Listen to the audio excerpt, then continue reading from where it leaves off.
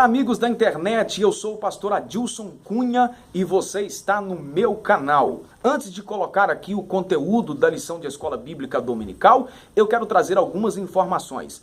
Há 4 anos, mais ou menos, nós iniciamos aqui no meu canal no YouTube, compartilhar alguns vídeos de um programa de TV. Eu não mais estarei na direção do programa, mas eu vou continuar postando os comentários da lição de Escola Bíblica Dominical. Então você vai observar aí uma mudança no cenário, uma mudança na linguagem. Eu vou estar produzindo esses vídeos apenas aqui para o canal. Eu queria pedir a você que se inscreva no canal, que você também compartilhe os nossos vídeos, né? Ative aí o sininho para que você seja avisado quando tiver vídeo novo aqui no meu canal, tá certo?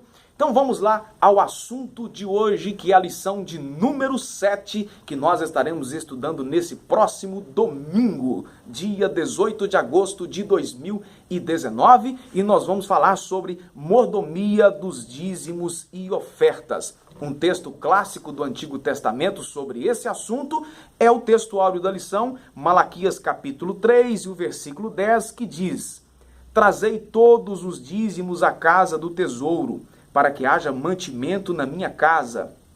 Depois fazei prova de mim, diz o Senhor dos Exércitos, se eu não vos abrir as janelas dos céus e não derramar sobre vós uma bênção tal, que dela vos advenha a maior abastança. A recomendação da leitura bíblica em classe é Malaquias capítulo 3, do versículo 7 até o versículo de número 12, tá certo? Esse assunto, pessoal, é um assunto muito delicado, que gera muitas polêmicas. Se você, depois que terminar de assistir o vídeo aqui, obviamente, procurar aí no YouTube, você vai encontrar muita gente falando a favor e falando contra a devolução voluntária dos dízimos e ofertas. Mas o que a Bíblia tem a nos ensinar? O que a Bíblia nos orienta? Nós que somos cristãos e temos a palavra de Deus como a nossa regra de fé e prática. O comentarista colocou aqui na introdução da lição que os dízimos e ofertas pertencem a Deus e devem ser entregues com amor, alegria e fidelidade. Por outro lado também, além de você biblicamente precisar devolver o seu dízimo e entregar também a sua oferta, a liderança que vai receber esse dízimo e essa oferta na igreja precisa também ser uma liderança prudente, administrar com cautela, administrar com cuidado, ser verdadeiro mordomo daquilo que recebe como recurso na casa de Deus, como um ato de gratidão e adoração ao Senhor Jesus. A igreja tem como fonte legítima de recursos dízimos e ofertas. Sem eles, muitos trabalhos ficariam inviabilizados. Essa é uma verdade, mas a gente precisa pensar de uma outra maneira também. Quando eu dizimo e quando eu oferto, eu não preciso ter em mente, ou eu não devo ter em mente, de que simplesmente eu estou entregando aquele valor pensando na manutenção disso ou daquilo na casa de Deus. Quando eu sou fiel na devolução dos dízimos e na entrega voluntária de ofertas, eu preciso ter a consciência de que estarei fazendo isso para glorificar o nome do Senhor, para dignificar e engrandecer o nome do nosso Deus, e não simplesmente para cobrir esse ou aquele gasto. Se nós examinarmos dessa maneira, nós vamos chegar a uma conclusão, então, que se dízimos e ofertas for apenas para cobrir esse ou aquele gasto, essa ou aquela despesa, não se faz necessário a gente continuar dizimando e ofertando quando aquele valor tal necessário tiver suprido. A igreja pode não ter mais nenhuma conta para pagar, os seus obreiros, os seus pastores com o salário em dia, mas a igreja, nós, membros dessa igreja, precisa cada um de nós continuar dizimando e ofertando. Isso é porque esse ato de dizimar e ofertar é para o engrandecimento do nome do Senhor. A gente vai estar louvando e adorando ao Senhor através das nossas finanças. E quando nós fazemos isso também, nós estamos dizendo para o Senhor que o dinheiro não é o Deus da nossa vida, e sim Ele. A Ele pertence não só dízimos e ofertas, mas a Ele pertence também toda a nossa vida. Vamos além aqui no conteúdo da lição. Com base na palavra de Deus, os recursos financeiros da igreja jamais devem ser provenientes de governos, órgãos públicos ou organismos financeiros. Isso é fato. O dinheiro que vai prover o sustento para todas as demandas da igreja está no bolso dos seus fiéis. É através desses recursos que a liderança da igreja vai suprir essas necessidades.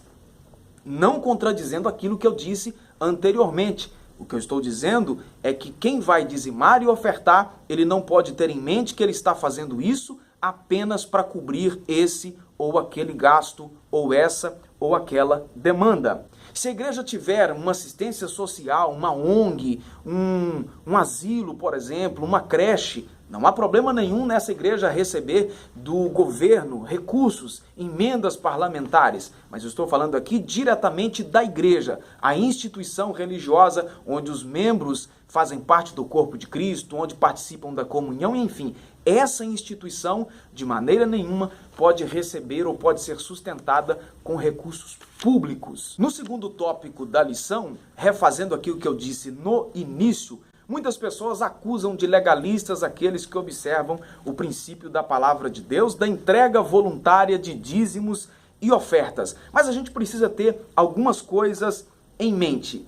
Primeiro, o dízimo não é da lei, simplesmente. Nós temos, antes da instituição da lei, nós temos Abraão e temos Jacó, voluntários, honrando a Deus com a entrega dos seus dízimos. O dízimo é da lei, é antes da lei, e o dízimo é também da graça.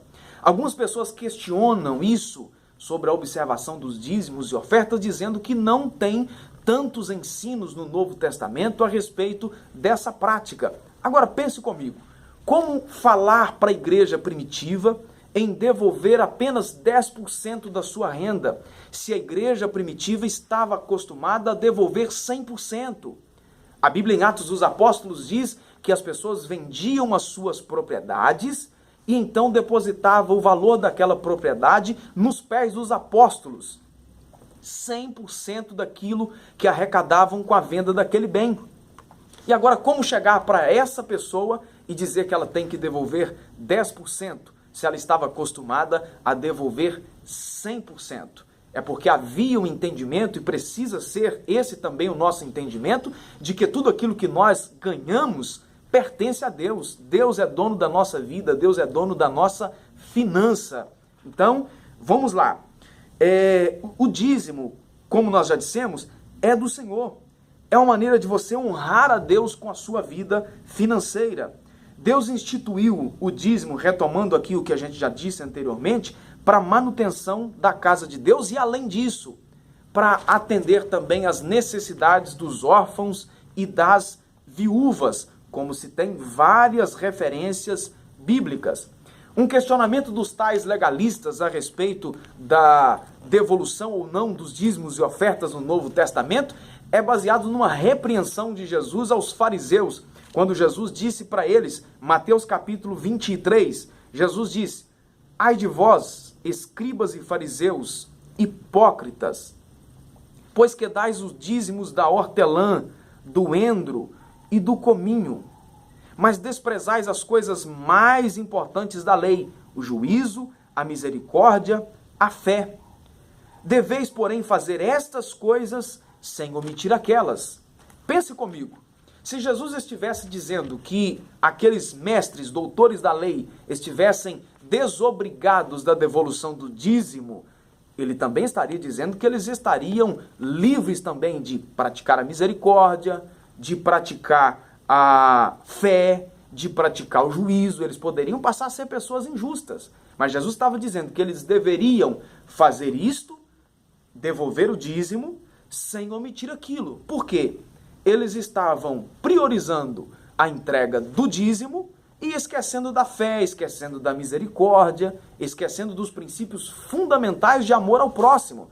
Eles se apegavam simplesmente à devolução do dízimo e da oferta e o resto deixava para o segundo plano. Nem praticavam, nem davam importância. E aí Jesus disse para eles, vocês precisam fazer isto, devolver dízimos ser ofertante, sem desprezar a misericórdia, sem desprezar a fé, sem desprezar as práticas de amor ao próximo. Porque é fato que a Igreja de Cristo precisa sim ter compromisso com os órfãos, com as viúvas, com os missionários, com as pessoas carentes que estão à sua volta. Tiago, na sua carta, ele diz que a fé sem obras, ela é morta. E a gente precisa ter a nossa fé viva, aquecida pelo fogo do Espírito, vivendo a plenitude dos princípios da palavra de Deus. E isso inclui ser dizimista e também ofertante da sua casa. Para o terceiro tópico da lição, como dizimar e ser ofertante na igreja local. Paulo ensinou que a oferta precisa ser entregue com um coração alegre. Ninguém deve fazer isso com o coração triste, por necessidade, por aperto, por ameaça ou por alguma outra razão que não seja a alegria de coração. Então a melhor maneira de você ofertar e dizimar na sua igreja é você fazer isso com alegria, com gratidão a Deus. Gratidão por quê? Gratidão pela graça de Deus. Gente, ninguém compra o ar que respira, ninguém paga a água que bebe. Eu estou dizendo aqui, você vai a um rio, você bebe água de graça. Você pode pagar o serviço de água da sua cidade, aí, uma companhia para levar a água tratada até a sua casa. Mas se você for a um rio limpo, você bebe água lá de graça. Pedro diz na sua primeira carta, capítulo 5 e versículo 10, sobre o Deus de toda graça. A salvação é a expressão máxima da graça de Deus, mas ela não é a única. Mas tudo que nós recebemos é resultado da graça de Deus. O ar que respiramos, a vida, a comida que comemos, tudo é resultado da graciosidade de Deus. Abraão viveu quase 2 séculos de vida. Então, isso me parece ser o resultado de um dos aspectos dessa graça de Deus. Então, tudo quanto mais nós recebemos é resultado da graciosidade de Deus. Então, para ser dizimista e ofertante da casa de Deus, você faz com alegria e com gratidão. Agora, para nós fecharmos aqui o nosso assunto, a maioria das pessoas, isso na minha modesta opinião, não são dizimistas, principalmente, e ofertantes, por não compreender como fazer essa contribuição. As pessoas muitas vezes têm muitas dúvidas a respeito de como ofertar, como contribuir, como ser um dizimista. Como, por exemplo, um profissional que trabalha por conta própria, um empresário, ele tira, sem o conhecimento, o dízimo da sua renda bruta, de tudo aquilo que movimentou os seus negócios. Mas será que é isso mesmo que a palavra de Deus nos orienta? A Bíblia diz para nós fazermos isto, devolver 10%, a 10ª parte daquilo que nós ganhamos. Eu vou te dar um exemplo aqui, trocando a miúdos. Você trabalha com táxi, você é taxista. Você teve um giro com o seu carro de 20 mil reais durante o mês. Só que você gastou 3 mil reais de combustível. Você teve uma manutenção no seu veículo de 1.000 reais. Você trocou os pneus e fechou uma despesa durante esse mês de 5 mil reais. Despesas diversas. Você pagou pedágio, você pagou gasolina, você pagou uma manutenção do veículo. Restou para você 15 mil de lucro. Você vai tirar 10% desses 15 mil e não dos 20 mil que entrou no seu caixa, porque 5 mil você teve de manutenção em prol daquele seu trabalho. Ou seja, você vai dizimar e ofertar, retirando então dessa parte que você lucrou. Tá certo, querido irmão? Portanto, também não há nenhum problema em ninguém dizimar dos 20 mil se você desejar. Não há problema nenhum nisso. Mas a parte que a palavra de Deus nos orienta é que você vá dizimar e ofertar daquilo que você ganhou do seu lucro. Será que a graça não nos motiva a ir além da lei? Em todos os demais aspectos, a graça sempre diz para a gente ir além daquilo que a lei nos ordenava. Por quê? Que apenas nos dízimos a graça ficaria aquém da lei. Então, querido, que se você quiser viver a plenitude da bênção de Deus na sua vida financeira, você deve ser dizimista e ofertante da casa de Deus. Você não pode ficar de fora e desfrutar das mais preciosas bênçãos de Deus sobre a sua vida e também a sua família. Que Deus te abençoe poderosamente e até o próximo vídeo.